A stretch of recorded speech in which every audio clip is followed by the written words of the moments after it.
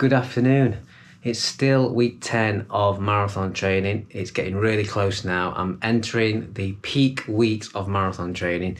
So that means these are the weeks that's most intense, and these are the sort of make or break weeks, really, the way you sort of really put your fitness to the test, and the mileage is higher.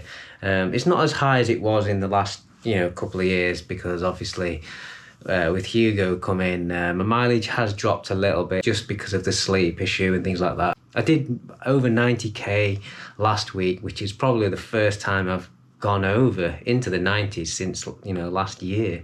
So yeah, it's all relative to your sort of place where you are. Me, I've lacked the sleep, so the recoveries have to take precedence over trying to get high mileage for the sake of high mileage.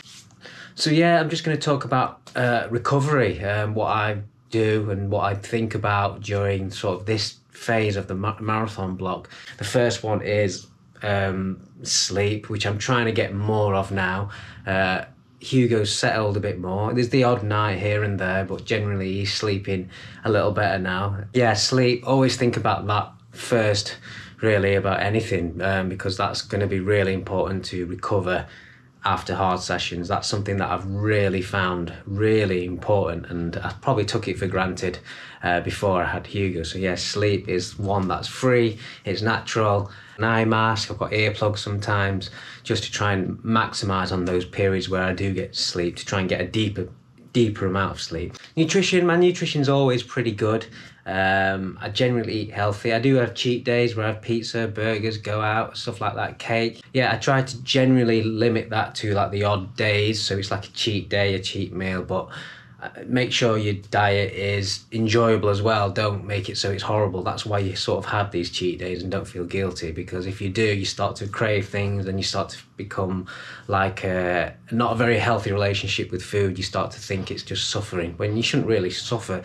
You should have a nice diet that you actually want to enjoy and eat, even if it's healthy. There's plenty of healthy food out there that's delicious. So yeah, supplements, I haven't done any protein powders or recovery shakes for this camp. I have done in the past, but to be honest, I've taken all that away and replaced it with real foods, and I honestly haven't noticed any difference. So I'm paying all that money for these high prices for proteins and this and that and recovery shakes. Got rid of it all, replaced it with just some like basic things, like you see, like half a pint of soya milk for protein, 500 ml of that gets you like nearly 20 grams of protein. I've got a banana for carbohydrates straight after the run. I'd obviously use supplements as well, like energy bars sometimes, some of the high five oat bars, and but I've got loads of them and I've only used a few of them sparingly throughout the camp. Supplements wise, I'm using multivitamin. I have it in a liquid format, it has electrolytes in, and it also allows me to make sure I get fluid in first thing in the morning, so I take that every morning. Omega-3s is sourced from algae. Something that I heard on a podcast with a nutritionist talking about algae is the best form of omega-3. It might be wrong, but they say a lot of people think it's from fish, but actually the fish eat the algae to get the omega-3, so cut out the fish and go straight to the algae. Next one is a magnesium triple complex. So it has all the different forms of magnesium, because when I read about it, I realised there was multiple forms. So I got one that was had them all. Picked up the need for athletes to use magnesium supplements just from reading about how high level athletes train. Again, something I picked up from strength sports athletes. I used to work for a strength sports brand, and a lot of them said when they're doing powerlifting and all that sort of stuff, they take a lot of turmeric. So this one's a high dose formula or something, I don't really know. It's not expensive, so if it doesn't work, it's not a big problem. And this one I've been taking ever since my knees were clicky knees. So obviously at the time when I was doing combat sports, a little bit of a problem. I took glucosamine. I was told if you combine glucosamine with something called MSM, and I don't even know how to pronounce this next one, but it's chondroitin. Those three together is the best combination for glucosamine supplements, I've been told. But again, none of this is like super expensive, so it's not like CBD or something like that where you have to, cut your arm and leg off to pay for it. If it doesn't work, it's no big issue. If it does work, then it's great. Well, many years now I've been using all that, and my knees are pretty good right now. So, and I'm getting older, so it's good news. I don't know if it's down to that, but you know, like I say, it doesn't cost an arm and a leg, this stuff. And that leaves me with stretching and massage. Stretching is something I do every single day, morning, pre-run, after run, and at night time. I know it sounds a lot, but it really isn't. The morning one I can be done in 5 minutes. The night one can be done in 5 minutes. The pre-run one is a little bit longer, and the after one is a little bit longer, but as a whole, it's not a lot. It's not a lot. It sounds a lot, but it's not a lot. But I make sure I do that all the time. There is roadworks going out on my road, so if you can hear that in the background, I apologise. Obviously, it's different, the stretches. The pre ones, the after ones are a little bit different because it's activation, it's more dynamic at the pre, and the after is more static.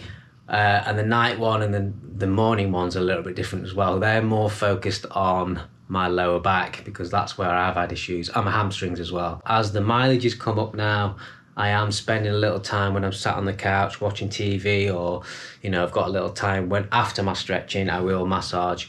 Something that I've been had the opportunity really by a company called Hydragun. They reached out, wanted to support the little journey to Amsterdam. Good on them really for not just sending it to all the big YouTube channels and the pros and stuff. They're actually supporting the little channels, so yeah, that's quite nice of them. But they reached out, asked if I'd want to try this in my lead up to Amsterdam and obviously introduce it on the video. I said to them, I'll not review it as a proper review because I can't compare it to the market because I haven't used the other brands. So I'll just introduce it on the channel as how I use it. You've probably seen on other videos, I bought that one. This was quite expensive, but it's a high-end product.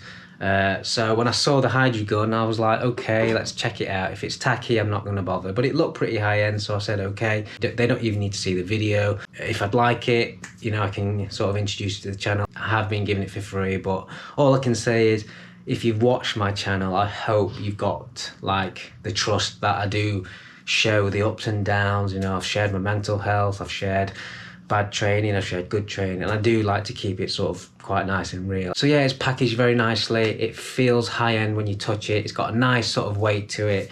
Not a weight, you know what I mean? It's like, it's one of those ones where you pick something up and you feel, oh, that's well built sort of weight is what I'm talking about. I think it costs about £179. So it's not cheap. So it's a lot smaller than the one I currently been using. A lot smaller, you can tell the difference. So obviously you're thinking, is it as powerful? Is it as efficient? Is it as good? Well, it's got 3 power modes. This one has 5, but truthfully, I only use level 4 out of 5 on this and nothing else.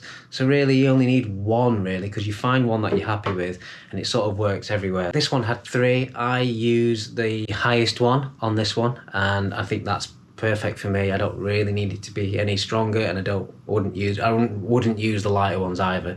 It has a selection of heads that you can use. I leave this default one on.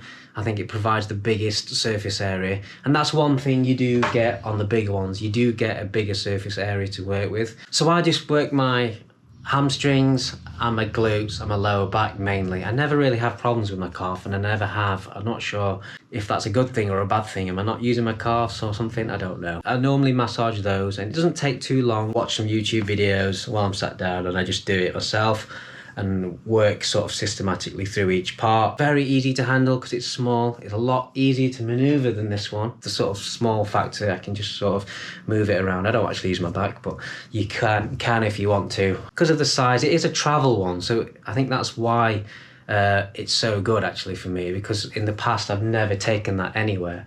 I just thought it's too heavy and probably takes too much space in the luggage. So I've never travelled with that, as you've probably seen on some of the vlogs. But with this one, I'm thinking to take this to Amsterdam, because as long as the rules for checking this in, I'm not sure if it goes in your checked-in luggage or your hand luggage, but if I can, I'm going to take this because it's pretty small. It won't take a lot of room, but I'll have to check the flying regulations on it. Since I've had it, and I've had it for a long time now, since June or maybe July, early July, I can't remember, but I've literally charged it once. I've used it quite often, It lasts ages and it doesn't take long to charge. You can look at all the technical specs if you're really interested in it on their own website and things like that. But yeah, it's one of those ones where you can charge it up and take it away with you for a weekend, for a race or something, and you won't have to worry about taking the charger. Even though it is literally just a little plug and a cable, yeah, it does not run out of battery fast. So yeah, if you're into looking for a massage gun, there's plenty on the market. Don't think I'm saying this one's the best out there. Like I said to Hydragun, I haven't used the ones on the market, so I'm not going to be going, this is better than that and this is that. I'm literally just going to say how I use massage guns and why I think this one's pretty, suited for me. Realistically, I've been using this over this one. This one's going into the sort of basket and staying there.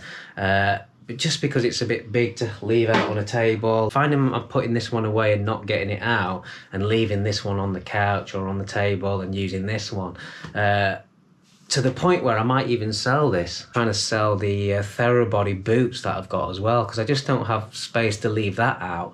And they were brilliant. I used that pretty much every day for the first Manchester, and I ran my best time for Manchester in the first Manchester. So if you want to have a look at the Therabody boots and you want to make me an offer, check them out. But I've got baby toys, I've got a playpen there. I don't have the space, so I'm going to try and sell those boots. This is the same thing. I don't think I'm going to use it, so I'm going to try and sell this. Smaller, lighter, easy to maneuver, and I think I can travel with it, so I'd probably get used to using this. I bought this one with my own money. I think it cost over £200 at the time, because it is one of these high-end ones with a really good motor in it. And I think that's my point. If you're going to buy a massage gun, look at the different levels, because there is some real cheap, nasty ones, and I've used them before, and they just feel like they're sort of punching you, hitting you. There's so many now, but it's the price categories that sort of determine the parts they're using, and it's all about that motor, I believe, anyway. Have a look what's out there, but if you do like the look of this one, go check the website out, and there could be a link in the description with a 10% discount for you. I think there's a little kickback. I didn't read the walls of text about it for me, because I'm not really that bothered, to be honest. That's a nice enough free little gift anyway. I was happy with that. And yeah, check them out if you feel like you're looking for a massage gun. I'll catch you next time, and hope this video has been a little bit helpful if you are thinking about how to recover from running or marathon training or anything like that.